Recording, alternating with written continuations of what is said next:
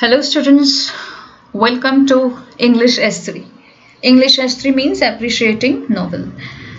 So as you all know that we have already completed the Animal Farm. This is the second novel which is prescribed in your syllabus. The title is The Old Man and the Sea.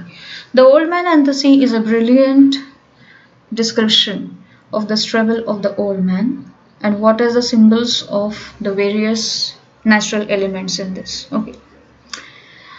So, Ernest Hemingway is the writer of this novel. The Old Man and the Sea.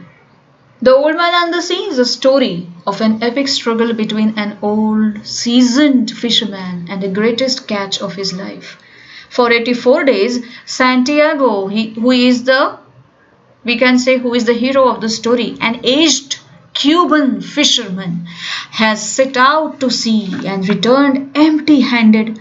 So conspicuously unlucky is he that the parents of his young devoted apprentice and friend, apprentice from where you learn many skills, that is called as apprentice, and certainly Santiago learns many things from Manolin. So Manolin is a young devoted friend of Santiago, but Manolin is too young. He is simply a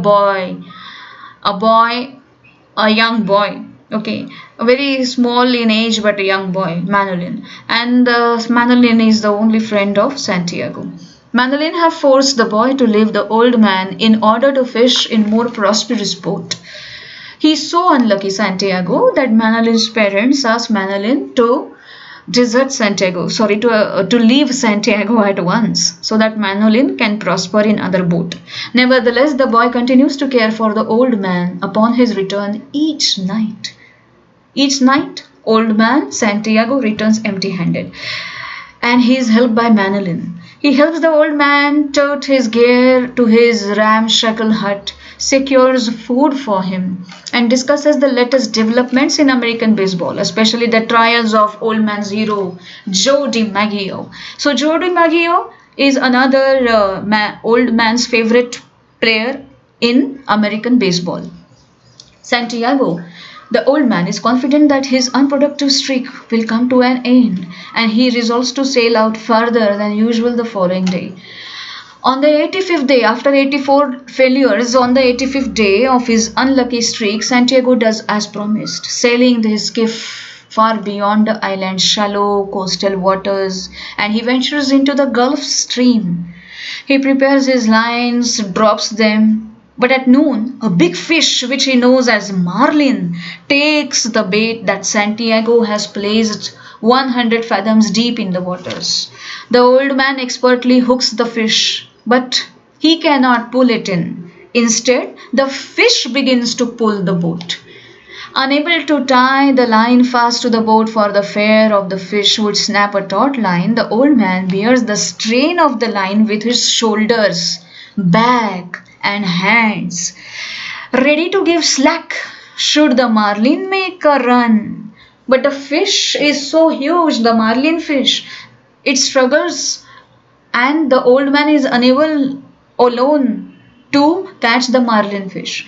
But the fish is too big and so it pulls the boat all through the day, through the night, through another day and through another night. It swims steadily northwest until at last it tires and swims east with the current. So that entire time Santiago endures constant pain from the fishing line. That means whenever the fish goes, marlin fish goes, Santiago follows that fish. Okay, and it is the hook which is already hooked inside the fish. It is alive and it takes Santiago after 3 and 4 days to one place, that is east current. Whenever the fish lungs leaps, makes a dash for freedom, the cord cuts Santiago badly. Cord is the thread through which the marlin fish is hung, and Santiago holds the fish so strongly that it makes a scar. It hurts, and his hand really bleeds badly. But although wounded and weary, he is very old. Okay, but he is wounded. He is wounded means zakhmi झालेले आहे. Weary, completely exhausted by the struggle. The old man feels a deep empathy, admiration for the marlin fish. Marlin fish, he considers, is his brother in suffering, strength, and resolve. Such is the humanitarian approach of Santiago. But on the third day, the fish tires down and Santiago, sleep deprived, aching and nearly delirious. Delirious means mad, cannot think anything. And he manages to pull the marlin in close enough to kill it with a harpoon thrust. Dead beside the skiff, the marlin is the largest Santiago has ever seen. That means it is dead, but it is the largest fish that Santiago has ever seen. And Santiago feels sorry to have killed the marlin. So this is how Santiago is a very humble and kind-hearted fisherman. He lashes it to his boat, raises the small mast and sets sail for home. But while Santiago is excited by the price that the marlin will bring in the market, he is more concerned that the people who will eat the fish are unworthy of its greatness. So Santiago thinks that whoever buys the fish, they are not as great as marlin. And as Santiago sails on with the fish, the marlin's blood, the dead fish's blood, leaves a trail in water and attracts sharks. You know, this is the common natural phenomenon that if anything, any creature dies in the sea and if it is bleeding, then the smell of blood attracts other fishes. So sharks come to eat the dead marlin, and the first to attack is the great mako shark. Mako shark is the greatest shark and it attacks the fish, which Santiago manages to slay with the harpoon. But Santiago manages to slay means he kills the shark with a harpoon. Harpoon is a त्याला आपण भाला म्हणतो मराठीत. Okay, so with that sharp harpoon it slays the shark, mako shark, that comes to eat the big fish marlin. In the struggle, the old man loses the harpoon and lengths of valuable rope, which leaves him vulnerable, weak to other shark attacks. Now he doesn't have any defense to protect the fish, and the shark attacks the fish. And the old man fights off the successive vicious predators as best as he can, stab at them, crude with a screw spear he makes by lashing a knife to a roar, and even clubbing them with a boat tiller. That means all the efforts by old man are made in order to save his fish, marlin fish, so that he would come with a big marlin fish, sell it in the market and earn some money. But the sharks devour the fish very badly, because the old man is a single person who defends against the struggle, and the old man keeps up despite of his deprivation of sleep, despite of his exhaustion. And he kills several sharks, more and more appear, and by the time night falls, Santiago's continued fight against the scavengers is useless, because more and more sharks come and they eat each other. They devour the marlin's precious meat. They eat up the marlin's body. They eat up the marlin's precious meat, leaving only skeleton, head and tail. Again, Santiago's struggle, Santiago's hardships are all in vain and useless. Santiago is not unlucky. Santiago should be remembered for his endurance, for his strength, for his belief, for his kind-heartedness, and for his human compassion for other creatures. But despite of the fact that whatever he catches is devoured by sharks, Santiago chastises himself for going out too far. Chastises means he thinks that he should not have gone too far alone. He should have carried at least someone with him. And for his sacrificing great and worthy opponent. Sacrifice means opponent was marlin. He considered that marlin was a great fish and that this fish is devoured by sharks. He arrives home before daybreak, stumbles back to his shack and sleeps very deeply. The next morning, a crowd of amazed fishermen gathers around the skeletal carcass of the fish. Now what the old man brings home is simply the skeleton, the head and the tail of the fish marlin.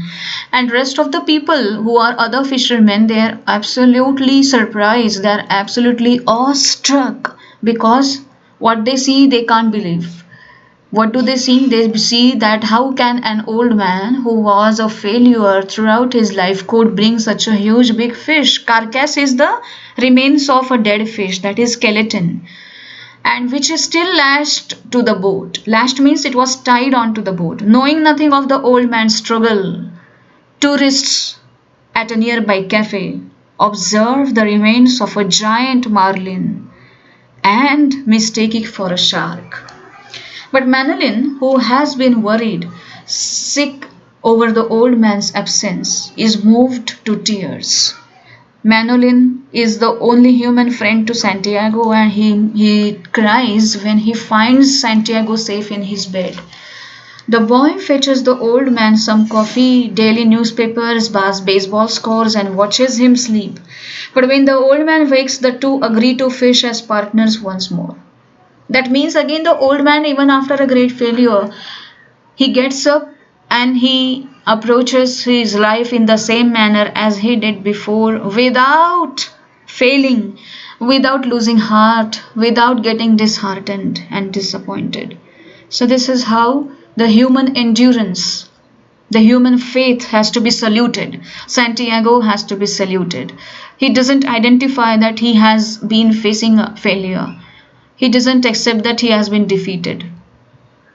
It is simply because this is the weak side of his nature that he considers even the fish as his own brother. So this is how Santiago is like.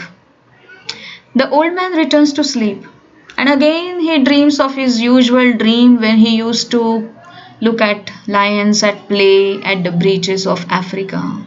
That means he goes back to life again. This is a brilliant novel written by Ernest Hemingway. The Old Man and the Sea, short heroic novel by Ernest Hemingway, published in 1952, was awarded in 1953 with a Pulitzer Prize for Fiction. This is more remarkable, students. So please take a note of this thing, that The Old Man and the Sea, a short heroic novel by Ernest Hemingway, published in 1952, was awarded with the Pulitzer Prize for Fiction in 1953. And it was his last major work of fiction, imagination novel. The story centers on an aging fisherman who engages in an epic battle to catch a giant marlin. Okay, so this is how the wonderful novel is like. Now let's just take a look at The Old Man and the Sea, symbolism. Let us analyze it in such a manner. I have analyzed the symbols. Please listen carefully. The sea.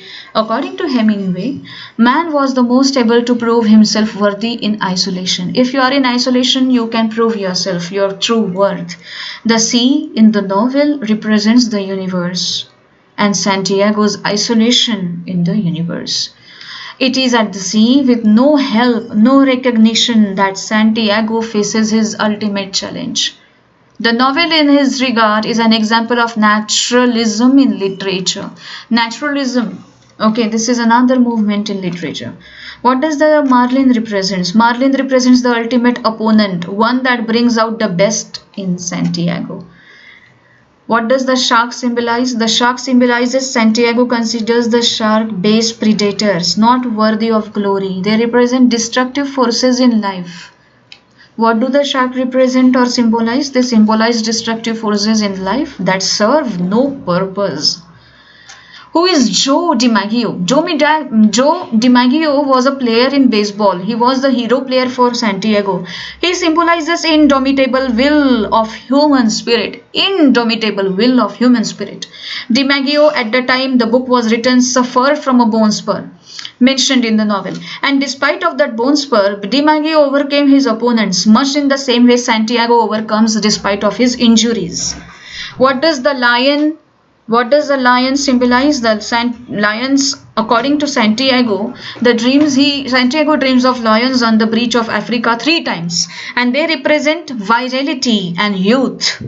The lion imagery at the end of the novel represents hope of eternal life. Mast. You know what is the meaning of mast? Mast is a triangular-like structure erected on the boat. The mast is an obvious allusion to the cross of Jesus. Mast is Jesus. If you have faith in God, you have won the war. So it's the skiff where the mast stands that Santiago suffers. Santiago suffers at the sea for 3 days with painful injuries to the palms of his hands and his back. So mast is an obvious allusion to the cross of Jesus. Okay. Manolin, who has been the greatest friend to Santiago, represents hope. Although Manolin's father prohibits him from fishing with Santiago, who is believed to be cursed, still Manolin never abandons Santiago emotionally or physically. Thus it can be argued, however, that Santiago fishes and he is without hope, because whenever Santiago goes alone to fish in the deep waters, he suffers failure because he is without hope, because he is without Manolin. Okay, so students, I hope you might have understood this brilliant and wonderful fiction by Ernest Hemingway. I have tried my best to give the best elements of these novels. Refer to this video again. Thanks for watching.